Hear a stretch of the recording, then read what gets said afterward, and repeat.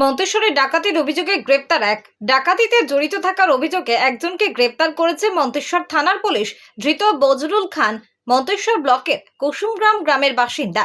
Police সূত্রে জানা যায়, বেশ কিছুদিন আগে মালডাঙ্গা রাস্তায় মেমারি রাস্তায় ঝিকরা ব্রিজ মোড় এলাকায় ডাকাতির উদ্দেশ্যে জড়ো হওয়া ডাকাত দলের পিছু ধাওয়া করে 2 থেকে 3 জনকে পুলিশ ধরে। তাদেরকে জেরা করে বজরুল খানের নাম উঠে আসে। তারপর থেকেই বজরুল পালিয়ে বেড়াচ্ছিল। গতকাল রাতে মন্তেশ্বর কুসুম গ্রামের বাজার বোর্ড এলাকায় কোনো অসৎ কাজের উদ্দেশ্যে ঘোরাফেরা করছিল বজরুল। মন্তেশ্বর থানার পুলিশ গোপন সূত্রে খবর পেয়ে গতকাল রাতে কুসুমগ্রাম বাজার এলাকা থেকে তাকে গ্রেপ্তার করে আনে মন্তেশ্বর থানার পুলিশ। ধৃতকে আজ কালনা আদালতে পাঠান মন্তেশ্বর থানার পুলিশ।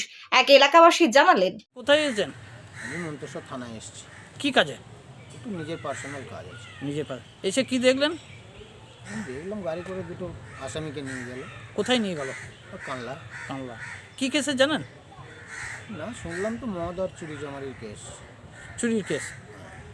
তা এই এদের নাম জানেন? না না, জানি এদেরকে চেনেন আপনি? না, চিনি না। কারণ দেশ থেকে তো চুরি জমারি এগুলোকে নির্মূল করতে হবে। কি নাম আপনার? মন্তেশ্বর থেকে জ্যোতির্ময় মণ্ডলের রিপোর্ট, পিবি নিউজ।